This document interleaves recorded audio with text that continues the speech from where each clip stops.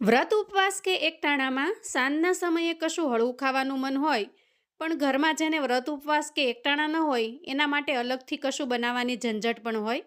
તો આજે એ પ્રશ્નનું સોલ્યુશન લઈ અને હું આવી છું. માત્ર એક જ રેસિપીમાં બંનેનું કામ ચાલે તેવી અને વળી બધાને ભાવે તેવી પણ. તો હેલો ફ્રેન્ડ્સ, ધમુસ કિચન એન્ડ વ્લોગ પર તમારું સ્વાગત છે. આજે બનાવીશું ફરાળી મુઠિયા, જે વ્રત ઉપવાસ કે ખાલી નાસ્તા કે સાંજના જમવામાં પણ બેસ્ટ ઓપ્શન છે. તો ચાલો બનાવવાની રીત જોઈ લઈએ. સૌથી પહેલાં આપણે અહીંયા 1 વાટકી જેટલો મોરૈયો એટલે કે સામો લઈશું. આપણી આજની રેસિપી બનશે તો ફરાળી વસ્તુઓથી, પણ બધા જ આરામથી ટેસ્ટથી ખાઈ શકે એવી ટેસ્ટી પણ બનશે. હવે આપણે એક મિક્સર જાર લઈશું અને મોરૈયો એટલે કે સામાને આપણે એમાં એડ કરીશું. ઢાંકણ ઢાંકી અહીંયા આપણે સામાને એકદમ સરસ ફાઇન પાવડર બનાવી લેવાનો છે. તો જુઓ, અહીંયા પીસી અને આપણે આ રીતે એકદમ સરસ ફાઇન પાવડર બનાવી લીધો છે.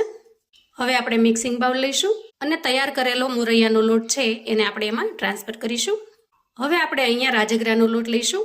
તો જેટલો આપણે અહીંયા સામાનો લોટ બનાવેલો છે એટલો જ આપણે અહીંયા રાજગરાનો લોટ લેવાનો છે અને એને પણ આપણે ઉમેરી દઈએ. હવે લોટની અંદર આપણે થોડી દૂધીને ખમણીને ઉમેરી દેવાની છે.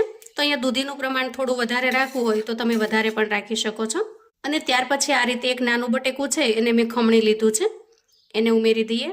અહીંયા તમે દૂધી અને બટેકા બંનેનો ઉપયોગ કરી શકો છો, અથવા તો કોઈ એક રાખી અને એકને સ્કીપ કરી શકો છો. ત્યાર પછી અહીંયા અધકચરી આદુ મરચાંની પેસ્ટ બનાવેલી છે એને ઉમેરી દઈએ. અહીંયા થોડા લીમડાના પાનને મેં આ રીતે ઝીણા ઝીણા સમારી લીધા છે, કેમ કે આ મુઠિયાની અંદર એનો ટેસ્ટ ખૂબ જ સરસ લાગે છે. ફ્રેશ લીમડાના પાન હોય અથવા તો થોડા સુકાઈ ગયેલા હોય તો પણ તમે ઉમેરી શકો છો. અહીં મીઠા લીમડાના પાનને ઉમેરી દઈએ. 1 ચમચી જેટલા તલ ઉમેરી દઈશું. થોડી ઝીણી સમારેલી કોથમીર છે એને ઉમેરી દઈએ. કોથમીરનું પ્રમાણ તમે અહીંયા ઓછું કે વધારે કરી શકો છો. અને હવે આપણે સૂકા મસાલા કરીશું. સ્વાદ પ્રમાણે મીઠું ઉમેરીશું. અહીંયા તમે ફરાળમાં જે કોઈ મીઠું ખાતા હો એ મીઠું ઉમેરવાનું છે. 1/2 ચમચી જેટલી હું હળદર ઉમેરું છું. તમે જો ફરાળમાં હળદર ન ખાતા હો તો એને સ્કીપ કરી દેવાની. અને તીખાશ માટે 1 ચમચી જેટલા ચીલી ફ્લેક્સ ઉમેરીશું. અંદાજે 1 મોટા ચમચા જેટલું આપણે અહીંયા તેલ ઉમેરવાનું છે. તેલ ઉમેરવાથી તમારે અહીંયા સોડા કે ઈનો કશું જ ઉમેરવું નહીં પડે. એકદમ સરસ સોફ્ટ મુઠિયા બનીને તૈયાર થશે. અને ત્યાર પછી આપણે એમાં 2 ચમચી જેટલું દહીં ઉમેરવાનું છે. દહીં તમારી પાસે મોળું હોય તો વધારે સારું, અને જો ખાટું હોય તો થોડું પાણી નાખી અને પછી ઉમેરવાનું. મુઠિયાને એકદમ સરસ ચટપટો ટેસ્ટ આપવા માટે આપણે અહીંયા થોડું લીંબુ ઉમેરીશું. તો અડધા લીંબુનો રસ હું અહીંયા ઉમેરી દઉં છું. આમ કરવાથી મુઠિયા ખૂબ જ સરસ સ્વાદિષ્ટ બને છે. અહીંયા તમારે ચટણીની પણ જરૂર નહીં પડે, એટલા સરસ ટેસ્ટી બનીને તૈયાર થશે. અને ત્યાર પછી મુઠિયાની અંદર એકદમ સરસ ખાટો અને મીઠો બંને ટેસ્ટ લાવવા માટે થોડું અહીંયા ખાંડનું બૂરું એટલે કે દળેલી ખાંડ ઉમેરીશું, 1 ચમચી જેટલી. અને હવે હાથની મદદથી આપણે સારી રીતે મિક્સ કરી લઈએ. અહીંયા આપણે દૂધીમાંથી અને બટેકામાંથી બિલકુલ પાણી કાઢ્યું નથી, એટલે તમારે પાણી ઉમેરવાની જરૂર નહીં પડે. છતાં પણ જો જરૂર પડે તો થોડું પાણી ઉમેરવાનું. અને જો વધારે પડતું ઢીલું લાગે તો આપણે જે લોટ તૈયાર કરેલો છે એ લોટમાંથી થોડો લોટ ઉમેરી દેવાનો. હવે જુઓ, અહીંયા મિશ્રણને મિક્સ કરતાં આપણને થોડું હજી કઠણ લાગે છે, તો એ માટે થઈને આપણે થોડું પાણી ઉમેરીશું, 4 થી 5 ચમચી જેટલું. તો જુઓ, જે રીતે આપણે મુઠિયાનો લોટ બનાવીએ છીએ એ જ કન્સિસ્ટન્સીમાં લોટ બનાવીને તૈયાર કરવાનો છે. હવે આપણે એમાંથી થોડું મિશ્રણ લઈશું અને આ રીતે મુઠિયાના શેપમાં તૈયાર કરી લઈશું. જુઓ, આ રીતે આપણે બનાવીને તૈયાર કરી લીધા છે. હવે આ રીતે આપણે કોઈ આવી કાણાવાળી ડીશ અથવા તો પ્લેટ લઈશું અને એને ઓઇલથી સારી રીતે ગ્રીસ કરી લઈએ અને ત્યાર પછી આ રીતે સેટ કરી દઈએ. અહીંયા વચ્ચે આપણે થોડી જગ્યા રાખીશું, જેથી કરીને એકદમ સરળતાથી અને સારી રીતે બફાઈ જાય. આટલી તૈયારી કર્યા પછી હવે આપણે ગેસ તરફ જઈશું. અહીંયા ગેસ ઓન કરી અને ગેસ ઉપર મેં કઢાઈ મૂકી છે અને વચ્ચે આ રીતે મેં સ્ટેન્ડને સેટ કરેલું છે. ત્યાર પછી આપણે એમાં 1 ગ્લાસ જેટલું પાણી ઉમેરવાનું છે અને પાણીને હવે સારી રીતે ગરમ થવા દઈશું. હવે જુઓ, અહીંયા પાણી સારી રીતે ગરમ થઈ ગયું છે. આ રીતે થોડું પાણી ગરમ થાય પછી જ આપણે એના પર પ્લેટ મૂકીશું. આ રીતે આપણે સેટ કરી દેવાની પ્લેટને અને ત્યાર પછી આપણે એને ઉપર ઢાંકી દઈશું. આ રીતે આપણે 8 થી 10 મિનિટ માટે એને સારી રીતે સ્ટીમ થવા દેવાના છે.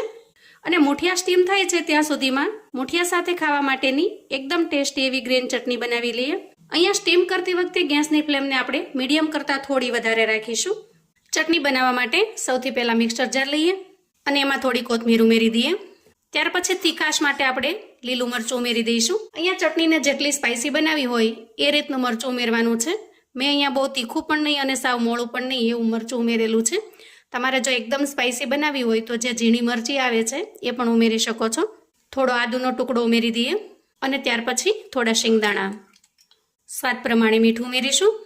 ચટણીને ખાટી મીઠી બનાવવા માટે અડધા લીંબુનો રસ ઉમેરીશું અને અડધી ચમચી જેટલી દળેલી ખાંડ ઉમેરીશું. અહીંયા તમે આખી ખાંડ પણ ઉમેરી શકો છો. 1 ચમચી જેટલું આપણે અહીંયા નાળિયેરનું ખમણ ઉમેરીશું. નાળિયેરનું ખમણ ઉમેરવાથી ચટણીનો ટેસ્ટ પણ ખૂબ સરસ આવે છે અને એની કન્સિસ્ટન્સી પણ એકદમ સરસ થઈ જાય છે. હવે આપણે 4 થી 5 ચમચી જેટલું પાણી ઉમેરી દઈએ અને જારનું ઢાંકણ ઢાંકી પીસી લઈએ. તો જુઓ, એકદમ ટેસ્ટી એવી ચટણી બનીને તૈયાર છે. હવે તૈયાર થયેલી ચટણીને આપણે 1 કપની અંદર કાઢી લઈએ. હવે આપણે ચટણીને સાઈડ પર મૂકીશું અને ગેસ તરફ જઈશું. અંદાજે 8 મિનિટ જેટલો સમય થયો છે. આપણે મુઠિયાને ચેક કરી લઈએ. વાહ, જુઓ, એકદમ સરસ તૈયાર થઈ ગયા છે.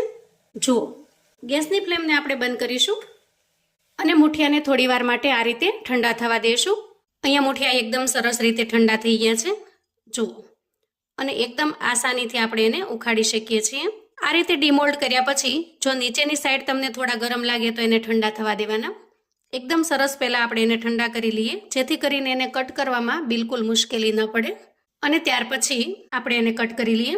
આપણે મુઠિયાને કટ કરીને તૈયાર કરી લીધા છે. આને તમે સિમ્પલી આ રીતે પણ ચટણીની સાથે એન્જોય કરી શકો છો. પણ આપણે આજે એકદમ ટેસ્ટી એવા ખૂબ જ સરસ મજાના વઘાર સાથે બનાવીશું. વઘાર કરવા માટે ગેસ ઉપર આપણે એક પેન મૂકીશું અને એમાં 1 ચમચા જેટલું તેલ લઈ લઈએ. તેલ થોડું ગરમ થાય એટલે આપણે એમાં 1 ચમચી જેટલું જીરું ઉમેરીએ અને 1 ચમચી જેટલા તલ ઉમેરીશું. સૂકું લાલ મરચું ઉમેરીશું અને મીઠા લીમડાના પાન ઉમેરીશું અને બધી જ વસ્તુને સારી રીતે શેકી લઈએ. આ રીતે વઘાર તૈયાર થઈ જાય એટલે આપણે તૈયાર થયેલા મુઠિયા ઉમેરી દઈએ. આ રીતે વઘારેલા મુઠિયા ખૂબ જ ટેસ્ટી લાગે છે. તો અહીંયા એકદમ ટેસ્ટી એવા ફરાળી મુઠિયા બનીને તૈયાર છે. ગેસની ફ્લેમને આપણે બંધ કરીશું અને મુઠિયાને સર્વ કરી લઈશું. તો જુઓ, એકદમ ટેસ્ટી એવા ફરાળી મુઠિયા બનીને તૈયાર છે.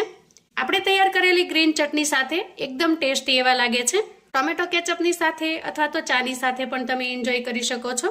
જુઓ, સોડા કે ઈનોના ઉપયોગ વગર પણ એકદમ સ્પોન્જી અને સોફ્ટ એવા બનીને તૈયાર થાય છે.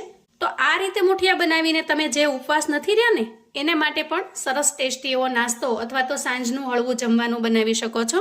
તો આવું અવનવું જાણવા માટે અને મને સપોર્ટ કરવા માટે ચેનલ પર જો તમે નવા છો તો પ્લીઝ ચેનલને સબસ્ક્રાઈબ કરો. વિડીયો ગમે તો લાઈક અને શેર કરો. તમારા સગા સંબંધી મિત્રોને પણ આપણી આજની આ એકદમ ટેસ્ટી એવી મુઠિયાની રેસિપી ચોક્કસથી શેર કરજો જેથી એ લોકો પણ બનાવીને તૈયાર કરી શકે, એન્જોય કરી શકે અને એના પરિવારને પીરસી શકે.